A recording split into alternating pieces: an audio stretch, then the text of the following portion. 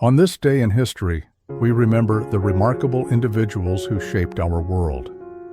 Welcome to Who Died Today in History, where we honor their legacies. From artists to leaders, their impact lives on. If you find their stories meaningful, like, subscribe, and hit the bell to stay connected. Thank you to all our amazing channel members for your generous support. Hulk Hogan, the larger-than-life professional wrestling icon who transcended the ring to become a global pop culture phenomenon, passed away peacefully at the age of 71 from natural causes. His death marked the end of an era defined by excess, entertainment, and the birth of modern celebrity culture. For millions who grew up in the 1980s and 90s, Hogan wasn't just a wrestler. He was a hero, a symbol of strength, charisma, and the enduring appeal of the American underdog. Rising to fame in the early 1980s, Hogan was the face of Vince McMahon's newly nationalized World Wrestling Federation, WWF.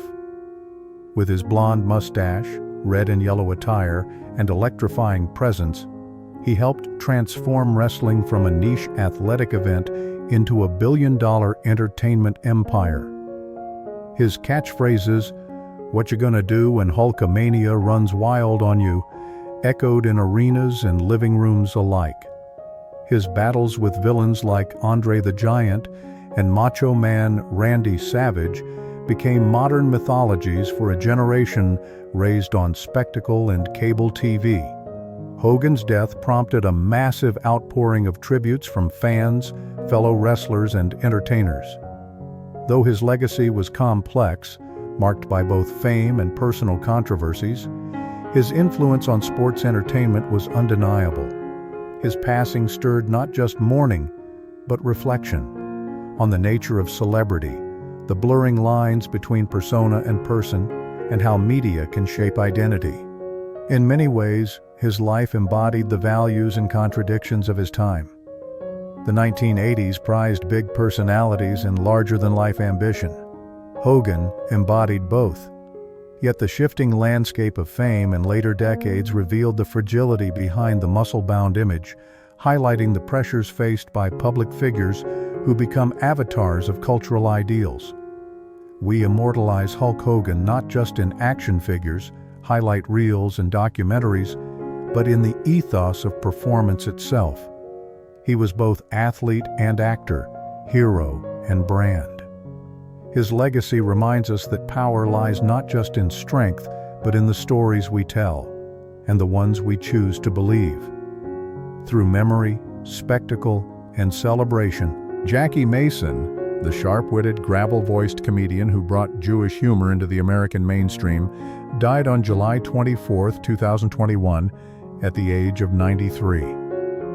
He passed away of natural causes in a Manhattan hospital, marking the end of a long, colorful career that spanned nightclubs, Broadway stages, television, and film.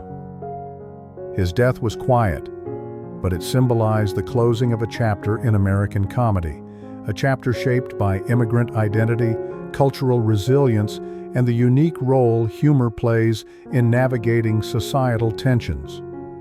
Born Yaakov Moshe Maza to an Orthodox rabbi in Wisconsin, Mason was originally ordained as a rabbi himself before turning to comedy in the 1950s. He honed his act in the Catskills, or Borscht Belt, a haven for Jewish comedians at a time when mainstream stages were often closed to them. His humor, deeply rooted in his Jewish upbringing, full of irony, kvetching, and wisecracks, reflected both the specificity of cultural tradition and the universality of the immigrant experience in America.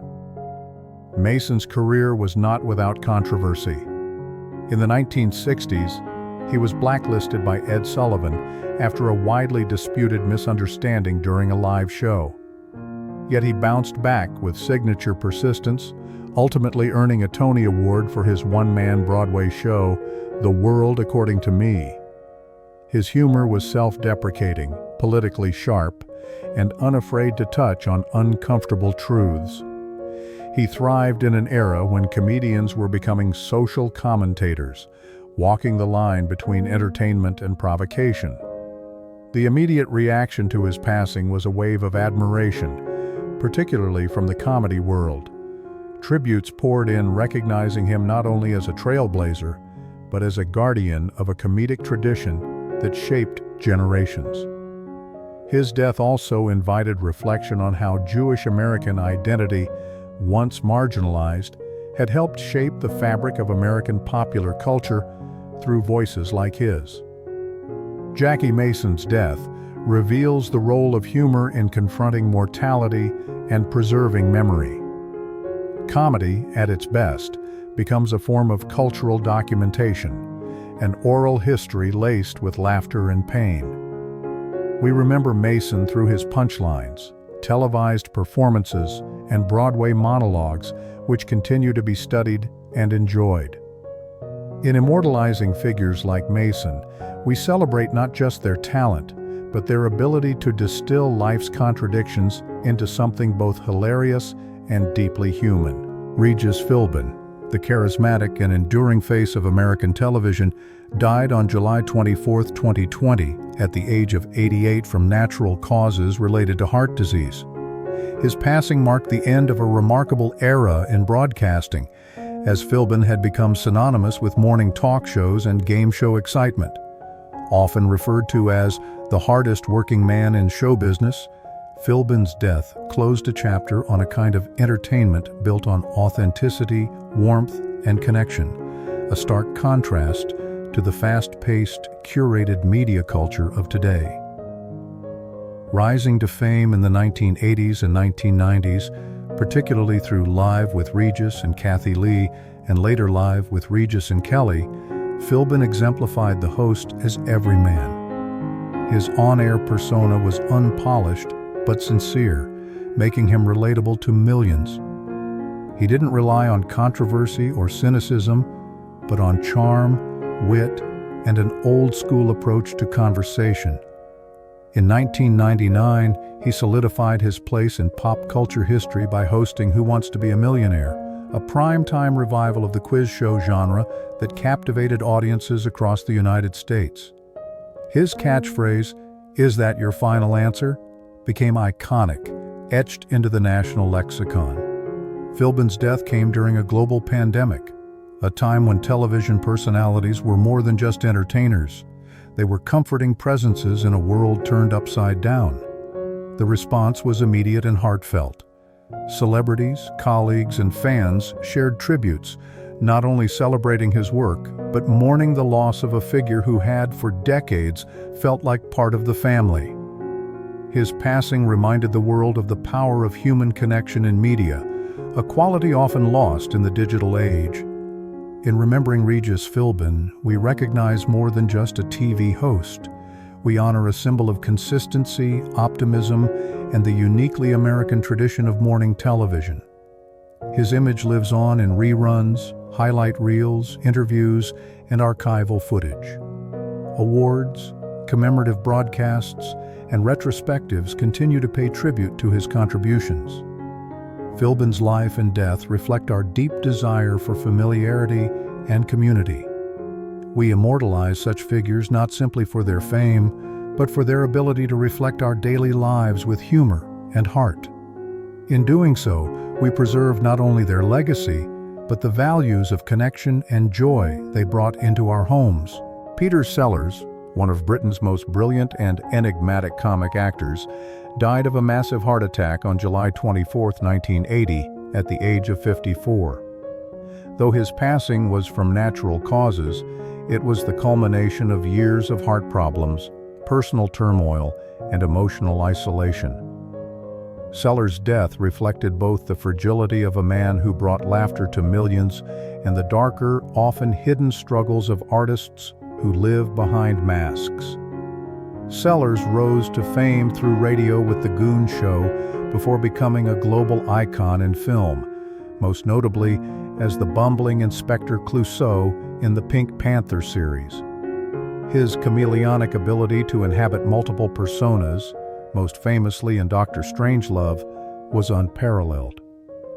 But off-screen, Sellers struggled with identity, saying he had no self, only the characters he played. This inner void, compounded by a series of failed marriages and erratic behavior, painted the picture of a man who was both genius and ghost. His death shocked the entertainment world. Sellers had been planning a revival of the Clouseau character and was still in demand, even as his health declined.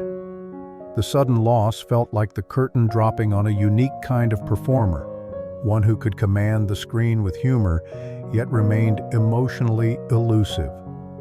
In the years following his death, public fascination with his life deepened, as biographies and documentaries explored the contrast between his manic brilliance and melancholy solitude. The consequences of his passing were artistic and cultural. He became a posthumous symbol of the complex performer, hilarious in public, haunted in private. His approach to character work has influenced generations of actors, while his personal struggles offered early insight into the psychological costs of fame and emotional repression, particularly among men during a time when vulnerability was rarely discussed.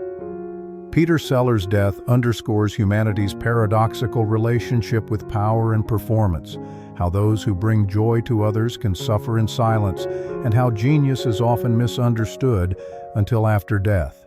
We remember him through restored film reels, stage tributes, and cinematic retrospectives. His life lives on not only in his unforgettable roles, but in the ongoing conversation about the toll of brilliance. In commemorating Sellers, we honor the laughter he gave the world and the humanity that lingered behind the laughter. David Warner, the distinguished British actor known for his commanding presence on both stage and screen, died on July 24, 2022, at the age of 80, following a cancer-related illness.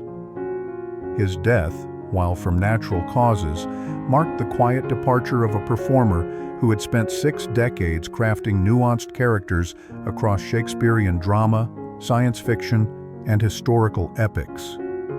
Warner's passing reflected not only the mortality of a great thespian, but also the fading of a theatrical tradition rooted in classical depth and character-driven storytelling. Trained at the Royal Academy of Dramatic Art, Warner emerged in the 1960s as a star of the Royal Shakespeare Company, making a striking impression in roles like Hamlet and King Lear. He transitioned seamlessly to film, portraying tortured and morally complex figures in works such as The Omen, Time After Time, Titanic, and Tron.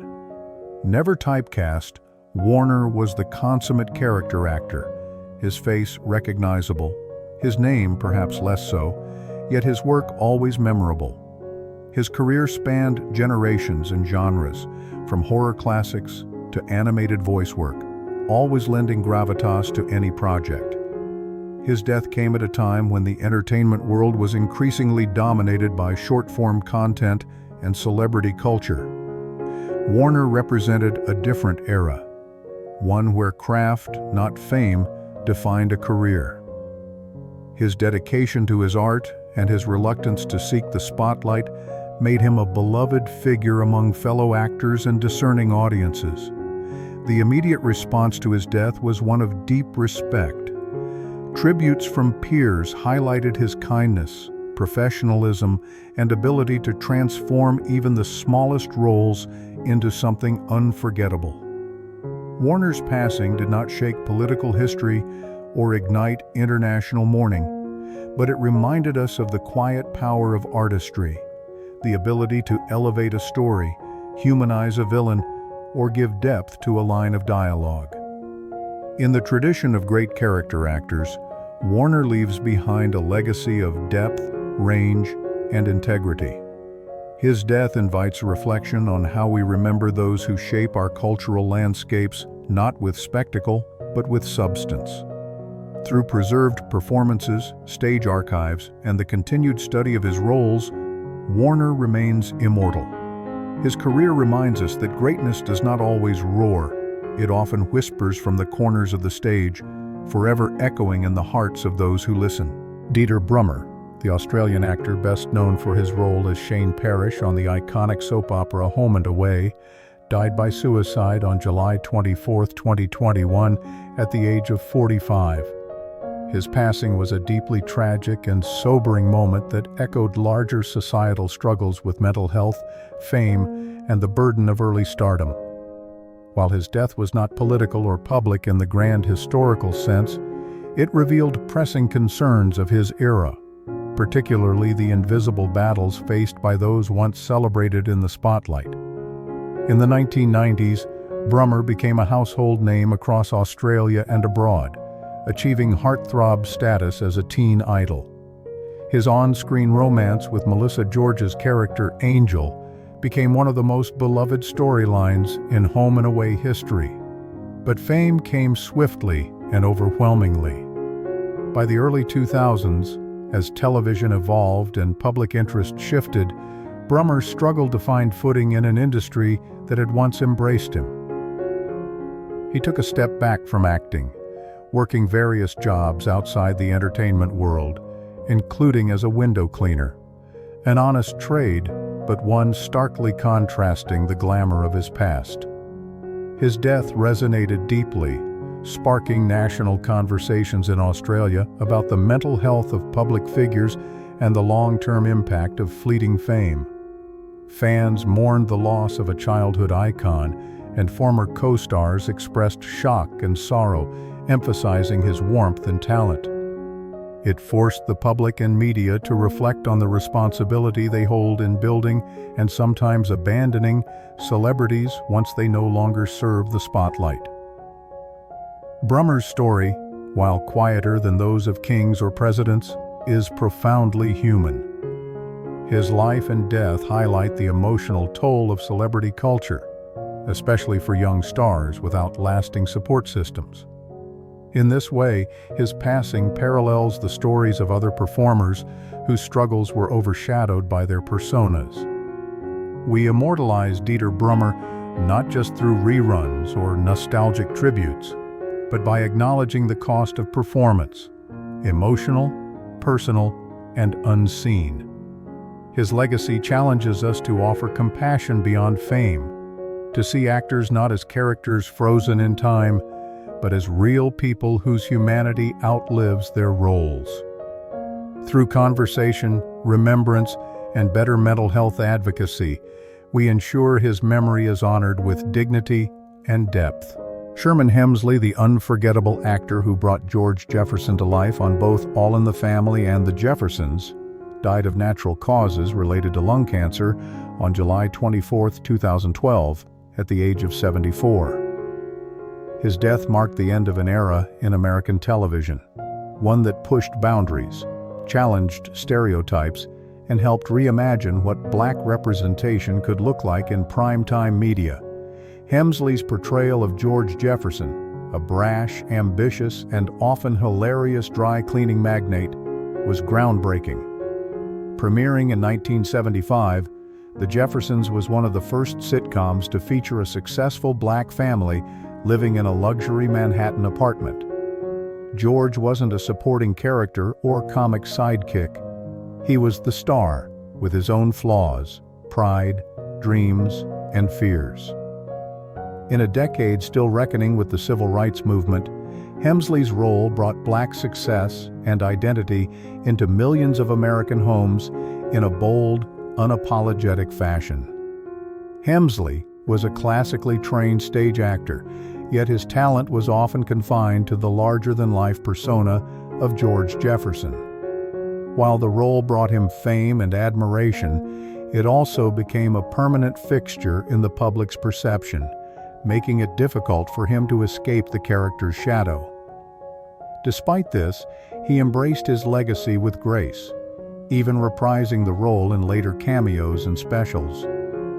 The response to Hemsley's passing was one of admiration and bittersweet remembrance. His death didn't shift global politics or reshape history, but it sent a wave of nostalgia through generations who had grown up watching The Jeffersons. Tributes emphasized not only his comedic timing and charisma, but also his contributions to social progress through storytelling. His character confronted issues of racism, class, and pride, sometimes humorously, sometimes bluntly, but always with purpose. Sherman Hemsley's death reveals how television, when crafted with sincerity and courage, can shape cultural memory and societal values. Through reruns, tributes, and documentaries, Hemsley remains a vital figure in the canon of American entertainment. We immortalize him not just as a beloved actor, but as a symbol of progress, humor, and dignity. In doing so, we affirm the power of performance to reflect our world and to move it forward one laugh at a time. Marne Nixon, one of the most celebrated yet largely unrecognized voices in Hollywood musical history, died of breast cancer on July 24, 2016 at the age of 86. Her passing was a quiet farewell to a woman whose voice had already lived in the hearts of millions, though few knew it was hers. Nixon's life and death shine a spotlight on the often invisible labor behind artistic achievement and raise poignant questions about recognition, authorship, and legacy in the entertainment industry. Nixon built her career as a soprano of extraordinary skill, but she found her most enduring contributions behind the scenes. In an era when Hollywood studios were driven by star power, she became the ghost singer for many of the era's most iconic actresses. Deborah Kerr in The King and I, Natalie Wood in West Side Story, and Audrey Hepburn in My Fair Lady all moved their lips while Nixon sang the unforgettable songs. Her voice became the soundtrack to Golden Age Hollywood musicals, even as her name was kept from credits, album covers, and public acknowledgement. Her death, decades after her most influential work, prompted a re-evaluation of her legacy. In obituaries and tributes, critics and fans alike reflected on how Nixon had symbolized the uncredited excellence of many women in mid-century entertainment, valued for their talents but hidden behind more marketable faces. Her passing also reignited conversations about artistic ownership, fairness, and the invisibility of female labor in media. Nixon's career eventually received more recognition. In her later years, she taught voice, performed on stage, and spoke openly about her dubbing work. She even published a memoir, I Could Have Sung All Night, reclaiming her story and voice. Though her death did not shift the trajectory of world events, it invited a deeper appreciation for the unsung contributors behind artistic success. Marne Nixon's death highlights our complex relationship with memory and fame. In remembering her, we honor not only a remarkable vocalist, but also the countless creators who work in shadows. We immortalize her through restored credits, documentaries, and a re-examination of the films she helped define. In giving voice to others, Nixon gave us timeless beauty, and in finally giving her a name, we give her the dignity and recognition she long deserved. Virginia Christine, a versatile American actress whose career spanned film, television, and commercials, died of cardiovascular disease on July 24, 1996, at the age of 76. While her death was natural and peaceful, it marked the passing of a woman who had quietly but significantly shaped mid-20th century American media, most memorably through a role that blurred the line between advertisement and cultural icon, Mrs. Olsen, the kindly Swedish spokesperson for Folgers Coffee. Christine began her acting journey in the 1940s, appearing in a range of film roles, from noir thrillers like The Killers, 1946, to westerns and science fiction. Her dramatic range made her a dependable character actress in Hollywood's golden age. But it was television that immortalized her in the American consciousness. Starting in the 1960s, she became Mrs. Olsen, a warm, apron-clad figure who dispensed coffee and wisdom to young couples across living rooms for more than 2 decades. Her passing came at a time when television advertising itself was undergoing transformation, away from familiar domestic mascots and towards slick, fast-paced marketing. Christine's death thus marked not only the loss of a beloved actress, but the end of a marketing era that relied on trust, continuity, and gentle persuasion. She represented a kind of maternal ideal rooted in mid-century American values: homemaking, neighborliness, and the comfort of daily rituals. Though she never achieved movie star fame, the consequences of her passing were felt in the nostalgia her character evoked. Generations remembered her commercials not just for their humor or message, but for the feeling of stability and kindness they projected. In a culture increasingly defined by speed and change, Mrs. Olson was a comforting presence, an echo of a slower, more personal kind of advertising. Virginia Christine's life and death remind us that influence isn't always loud or revolutionary. Sometimes it's quiet, consistent, and deeply human. We immortalize figures like her through the roles they played in our everyday lives, whether in theaters, on television screens, or through the simple memory of a warm smile and a coffee pot. Her legacy lives on in the sentimental archives of pop culture and the hearts of those who grew up with her face as a fixture of their family rooms.